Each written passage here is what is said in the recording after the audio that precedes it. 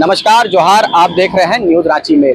बाबूलाल मरांडी ने आज प्रदेश कार्यालय में एक प्रेस कॉन्फ्रेंस का आयोजन किया, जिसमें राज्य के असंवैधानिक संस्था जैसे लोक आयोग, सूचना आयोग और महिला आयोग जैसे कई संस्था है जो ठप कहने की बात कही है। और उन्होंने ये भी कहा कि इन 5 सालों में मुख्यमंत्री ने सिर्फ ठगने का काम किया है और कुछ नहीं किया है। मौके पर क्या कुछ कह रहे हैं बाबूलाल मरांडी, आइए आपको सुनाते हैं। आप सबके संज्ञान में मैं लाना चाहता हूँ, राज्य में जितने भी संवैधानिक संस्थान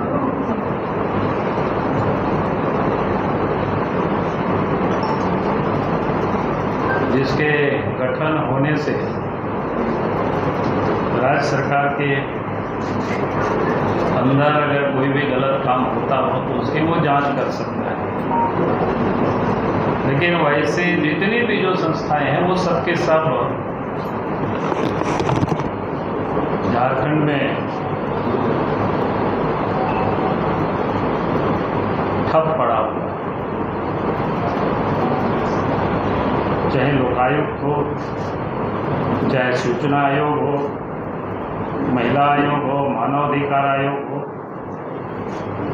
उपभोक्ता फर्म जैसे संस्थान जो है ना, वर्षों से जहाँ पर कोई नियुक्तियाँ नहीं, कहीं पर अध्यक्ष नहीं है, कहीं सदस्य नहीं है, कहीं पर तो मात्र संस्थान ही नाम का है, कुछ भी नहीं है। जहाँ से आम जनता को जो न्याय की उम्मीदें होती हैं या जिस संस्थान से पारदर्शिता और जवाबदेही जहाँ सुनिश्चित होती है, उन सब को राज्य सरकार ने निष्क्रिय कर रखा है। इससे राज्य की जो लोकतांत्रिक ढांचा है उसको सरकार ने कमजोर किया। पिछले 5 वर्षों से, जहाँ तक मुझे याद है कि पिछले 5 वर्षों से लोकायुक्त के पद खाली पड़ा, कोई नियुक्ति ही नहीं।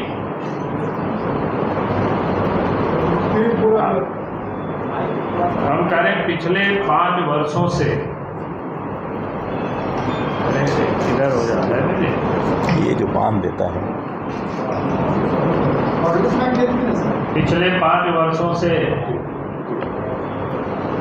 लोकायुक्त का पद खाली पड़ा हुआ है, नियुक्ति ही नहीं हुआ है। वहाँ न तो कोई जनता शिकायत दर्ज कर सकती है, न कोई भ्रष्टाचार से संबंधित कोई कार्रवाई हो सकता है। जब लोकायुक्त जैसे स्वतंत्र संस्था राज्य में नहीं काम करेगी तो राज्य के अंदर में चाहे विधायक हो, मंत्री हो या बड़े अफसर, यहाँ तक कि अगर एसीबी भी कोई गलत काम करे तो फिर लोग उसके विरोध में कहाँ जाएंगे, कहाँ लोग शिकायत दर्ज करें। तो इन्होंने सबके सब संस्थान को पंगु बना दिया है। सूचना आयुक्त की भी वही स्थिति है। सूचना आयुक्त के जानबूझ करके नियुक्ति को भी लटका करके रखा है ताकि आरटीआई जैसे पारदर्शिता जो का जो काम करती है, कोई भी सूचना वहाँ से लोग प्राप्त कर सकते हैं, तो आज वो भी ठप पड़ा हुआ है। पहले वो कहते थे कि भाई नेता नहीं है, जबकि पहले भी 5 साल पहले भी भारतीय जनता पार्टी ने नेता का चुनाव किया था, लेकिन उन्होंने माना नहीं। उसके बाद भी जब फिर से नेता का चुनाव हुआ तब भी उन्होंने बनाया नहीं, और आज भी उस पर उन्होंने कुछ नहीं कर रहे। महिला आयोग, जहाँ पर तो कोई अपोजिशन की जरूरत भी नहीं है, वो भी 2020 से पद खाली पड़ा हुआ है। मेरी जानकारी में 5000 से अधिक मामला महिलाओं के लंबित पड़ा हुआ है, लेकिन फिर न्याय दे तो दे कौन, देने वाला ही नहीं है, उसकी कोई नियुक्ति नहीं है।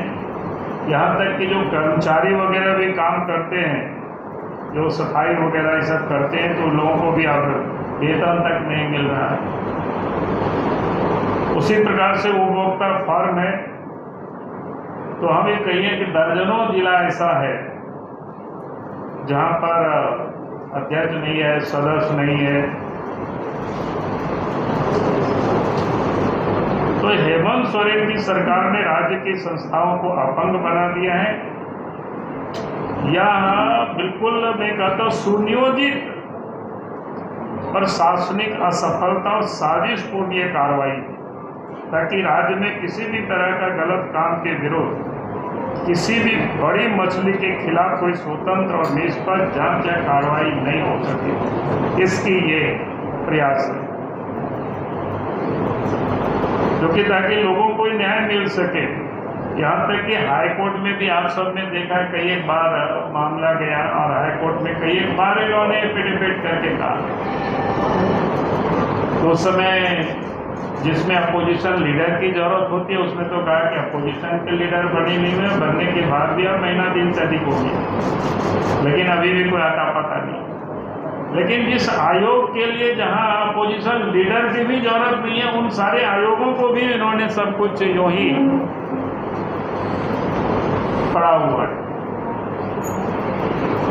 तो इसलिए मैं कहूँगा ये संस्थाएं जहाँ पर आप सब लोगों के अधिकारों को सुरक्षित करती हैं, लेकिन वो सब आज ठप पड़ा हुआ है।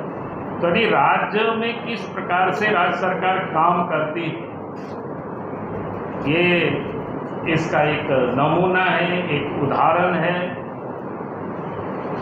ताकि राज्य में जो भी गड़बड़ी हो, लूट हो, हल्ला करते रहिए, कोई देखने वाला नहीं, कोई सुनने वाला नहीं है। यानी देहात में एक कहावत है ना कि क्या बोलते हैं, बंगला में लोग बोलते हैं ना, मुखेर कानून। तो हेमंत सोरेन का वैसा ही राज्य में शासन चल रहा है। तो इसलिए हम ये कहेंगे कि भाई जितने भी इस प्रकार की जो आयोग है, जो संवैधानिक संस्थान है, बिना विलंब की राज्य सरकार को इसे गठित करना चाहिए। मुझे लगा कि आज मैं आप सबके समझ इन बिंदुओं पर आपके समझ विषय को लाना था मैंने, इसलिए आपके समझ सामूहिक रूप से भी मैंने इन सारे विषयों को लाया है। बहुत बहुत धन्यवाद। इसके पीछे कारण क्या है? कोऑर्डिनेशन का अभाव है। तो आज उनको मिल नहीं पाता है, सरकार किसी को देना नहीं चाहती है, ताकि सरकार की गड़बड़ियों के किसी को कोई पता नहीं चल सके। तो इसका बेहतर तरीका है उसको गठित ही मत करो। तो इसलिए ये जानबूझ करके पिछले 5 वर्षों से इस प्रकार की जो संवैधानिक संस्थान है उसको इन्होंने पंगु बना दिया। सर, रांची आ रही है, मुख्यमंत्री ने कहा है कि हम विशेष आर्थिक पैकेज का मांग करेंगे। क्या 16वीं वित्त आयोग की टीम रांची आ रही है, मुख्यमंत्री ने कहा है कि हम इसमें कौन टीम? 16वें वित्त आयोग कमीशन है। अरे भैया, मैं कह रहा हूँ राज्य सरकार को जो काम करना है वो करे ना, मैं उसके लिए यहाँ बैठा हूँ। मैं कह रहा हूँ ये तो 5 साल से जो काम नहीं कर रहा है, हेमंत सोरेन को इसमें किसने रोका है? आपको लूटने के लिए क्यों पैसा दी जाएगी साहब? आपके यहाँ कोई पारदर्शिता कहीं है नहीं, आपने कोई जानकारी जनता को आप देना ही नहीं चाहते हैं। मैं तो भारत सरकार को कहूंगा कि भाई इस प्रकार की सरकार को कोई देने की जरूरत ही नहीं है। सर, आप बार-बार सरकार को चेतावनी तो देते हैं, बिजली के मामले में क्या अभी तो देखिए, हमारा काम है सरकार को और जनता को, सरकार को सचेत करना, सरकार के गलत कामों को जनता के बीच लेकर के जाना। मैं जाता हूँ और आज भी मैं कह रहा हूँ, जहाँ तक आपने डीजी की बात की है तो मैं कहता हूँ आज भी इलीगल वो काम कर रहे हैं। मुझे आज तो हमें भी डर लगने लगा, अगर इस प्रकार के डीजीपी किसी को हत्या भी कर दे तो उनको क्या कार्रवाई उनके ऊपर हो सकता है? ना उनको सस्पेंशन की डर है क्योंकि उनका तो सर्विस ही समाप्त हो गया। तो ये एक प्रकार से एक क्राइम करने के लिए ही डीजीपी अनुराग गुप्ता को राज्य के मुख्यमंत्री ने रखा। मुझको ही खुद डर लगता है आजकल घूमने में। क्या पता है कि कहां किससे हमला करवा देंगे, कि कौन रिस्पॉन्सिबल होंगे इसके लिए। राज्य के मुख्यमंत्री को इसकी बतानी चाहिए कि ऐसा व्यक्ति को जब कोई लीगल नहीं है और फिर उसके बाद वो डीजीपी के पद पर बैठ करके काम करे, तो ये आश्चर्य है। हिंदुस्तान देश के अंदर में कहीं भी इस प्रकार की स्थिति नहीं है।